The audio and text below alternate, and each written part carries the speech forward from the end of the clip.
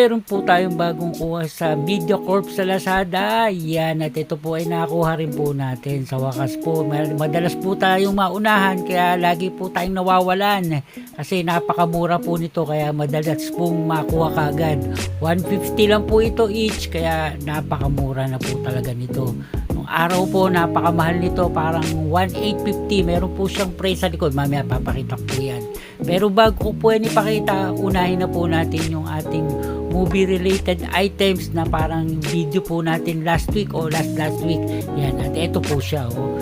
Yan po yung Jurassic Park pillowcase. Yan, diba? Yan, ilagay na po natin. At yung pangalawa po, ito po.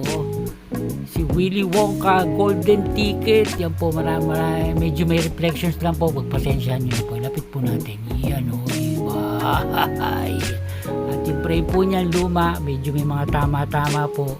Hindi na po natin pinintahan para medyo may pagka-rustic po yung dating. Ay nako, yan po yung ating Star Wars. Yan.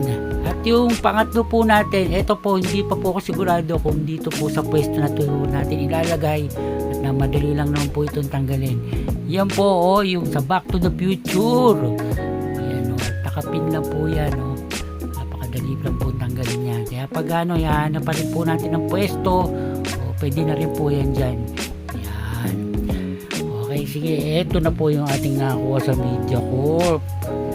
Hay! Yan o, Watchmen, di ba? Panalo. May pasensya na po kayo, may maraming reflections. Yan po, di ba?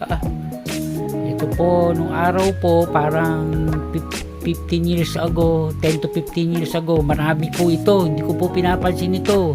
Kaya, hindi po ako bumibili. Pero nung mawala po yung dalawang tindahan, yung Odyssey at Astrovision, syempre, nakasama na po itong mawala. Kaya wala, hindi na po tayo nakabili. Yan, medyo naninilaw na nga lang po kasi sa sobrang tagal po nito. Yan po. At ito po parang glow in the dark po ito. Yan o. Diba?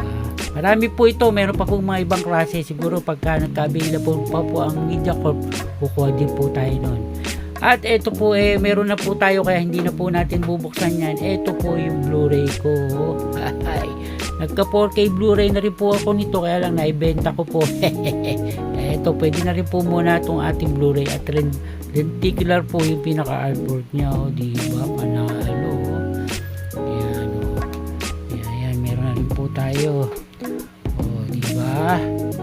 O, nakikita po tayo dun sa reflections. Ayan mga ka-HD, hanggang dito na lang po hanggang sa susunod na video. Thank you!